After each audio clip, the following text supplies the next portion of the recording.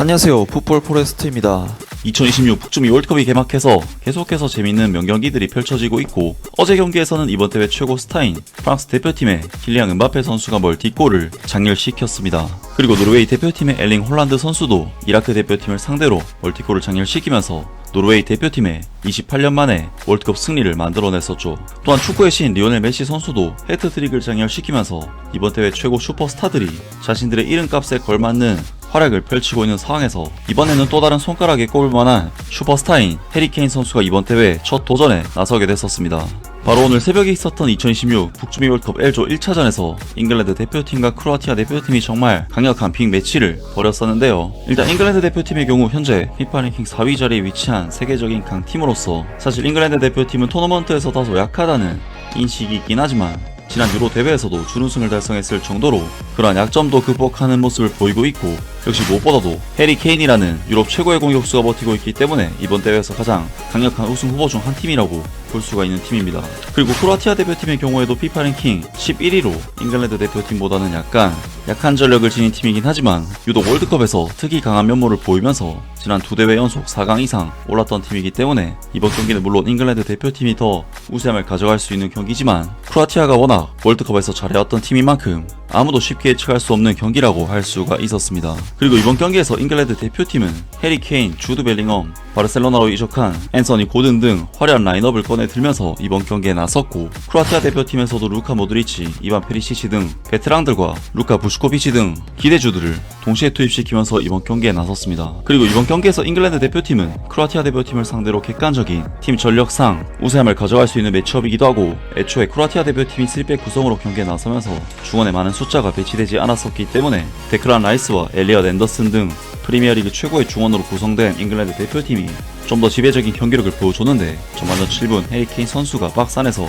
위협적인 등딱 후 발리 슈팅으로 골문을 노리는 등 초반 흐름은 완전히 잉글랜드가 가져갔는데요. 사실 크로아티아 대표팀에는 역대 최고의 미드필더 중 한 명인 루카 모드리치 선수가 뛰고 있었지만 좀처럼 잉글랜드를 상대로 경기 흐름을 가져오지 못했습니다. 그리고 모드리치 선수는 전반전 12분 치명적인 실책을 저지르면서 박스 안에서 반칙을 범했고, 이것이 PK로 선언이 되면서 크로아티아는 초반부터 큰 위기에 봉착하게 되는데요. 그리고 잉글랜드 대표팀은 당연히 전담 키커인 해리 케인 선수가 PK를 준비하게 되고, 크로아티아 대표팀은 지난 카타르 월드컵에서 승부차기 2위의 승리를 이끌었던 리바코비치 골키퍼가 케인 선수를 상대하게 되는데, 충격적이게도 해리 케인 선수는 리바코비치 골키퍼에게 슈팅이 막히면서 PK 찬스를 놓치고 말았고, 잉글랜드로서는 결정적인 득점 기회를 허무하게 날리고 말았습니다. 하지만 이것이 VAR 결과 크로아티아 수비수들과 리바코비치 골키퍼의 다소 빠른 타이밍의 움직임으로 인해 PK를 다시 차는 것으로 선언이 됐고, 해리 케인 선수는 이번에는 완벽하게 마무리를 지으면서 잉글랜드 대표팀은 케인 선수의 PK 득점과 함께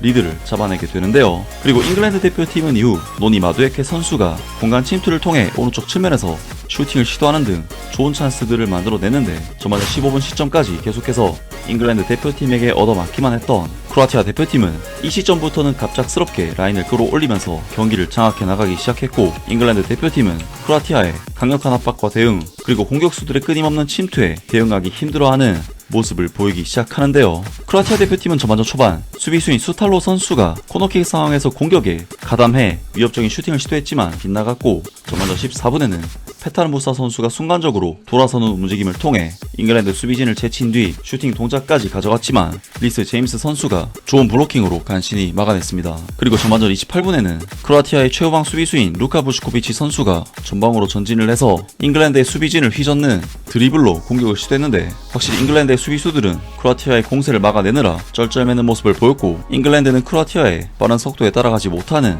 모습을 보이면서 전반전 중반부는 사실상 크로아티아에게 완전히 끌려가는 경기를 했습니다. 그리고 결국 전반전 36분 잉글랜드 대표팀은 페타르 수치치 선수의 패스를 받은 마르틴 바투리나 선수의 정말 환상적인 중거리 슈팅에 실점을 내줬고, 크로아티아 대표팀은 잉글랜드 대표팀을 쉴 새 없이 휘몰아친 끝에 동점을 만드는 저력을 보여주게 되는데요. 잉글랜드로서는 전반전 중반부를 거의 크로아티아 대표팀에게 흐름을 내준 끝에 실점까지 내줬기 때문에 최악의 상황에 빠졌다고 할 수 있는 결과였지만, 놀랍게도 실점 직후 단 6분 만인 42분 잉글랜드 대표팀은 디클란 라이스 선수의 코너킥을 해리 케인 해리케인 선수가 완벽한 헤더로 결정을 지으면서 득점을 터뜨렸고, 잉글랜드 대표팀은 해리케인 선수의 멀티골과 함께 순식간에 다시 리드를 잡으면서 2대1의 스코어를 만들어내게 됩니다. 야, 정말 어제 은바페 홀란드 선수의 경우에도 사실 팀적으로 봤을 때 경기력이 상당히 좋지 못한 상황에서 은바페 홀란드라는 팀의 스타 플레이어들이 갑자기 개인 능력으로 득점을 터뜨리면서 경기 분위기를 한순간에 돌려놓는 모습을 보여줬었는데, 이번 경기에서도 잉글랜드 대표팀은 크로아티아 대표팀에게 밀리는 상황에 있었지만 결국 해리 케인 선수가 갑자기 득점을 터뜨리면서 잉글랜드 대표팀을 구해냈고, 스타 플레이어가 어떤 것인지 제대로 보여줬는데요. 하지만 잉글랜드 대표팀은 전반전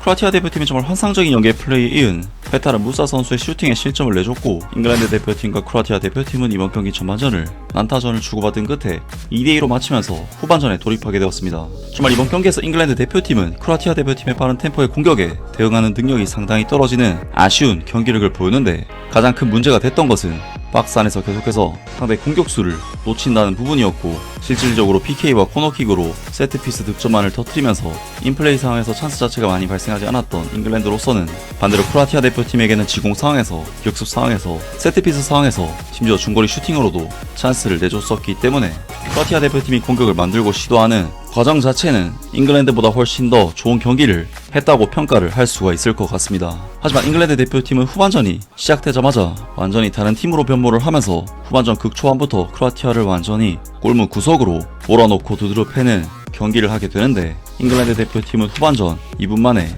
순간적으로 상대 수비 라인을 끌고 들어가면서 침투한 주드 벨링엄 선수가 직접 수비수를 몰고 들어가면서 슈팅까지 가져갔고, 놀랍게도 이것이 골문 구석으로 꽂혀버리면서 잉글랜드 대표팀은 후반전이 시작되자마자 바로 득점포를 가동시키면서 크로아티아를 상대로 경기 분위기를 다시 가져오게 됩니다. 그리고 잉글랜드 대표팀은 여기서 그치지 않고 계속해서 전방위적으로 압박을 하면서 크로아티아가 아예 후방에서부터 빠져나오지 못하도록 전방에서 눌러버리는 식으로 강하게 압박을 했는데, 잉글랜드 대표팀은 후반전 4분 오라일리 선수가 골문 바로 앞에서 거의 득점에 근접한 슈팅으로 크로아티아에게 상당한 위협을 가했고, 55분에도 골문 앞에서 거의 골이 들어갈 뻔했지만 혼전 상황에서 아쉽게 마무리가 되지 않는데요. 그리고 56분에도 해리 케인 선수가 골문 바로 앞에서 강력한 슈팅으로 유효 슈팅을 만들었고, 57분에도 케인 선수가 골문 바로 앞에서 크로스를 받기 위해 경합을 하는 등 득점에 근접한 상황들이 계속 생겼는데, 잉글랜드의 달라진 경기력은 정말 놀라웠고, 크로아티아로서는 갑자기 달라진 압박 강도와 템포에 전혀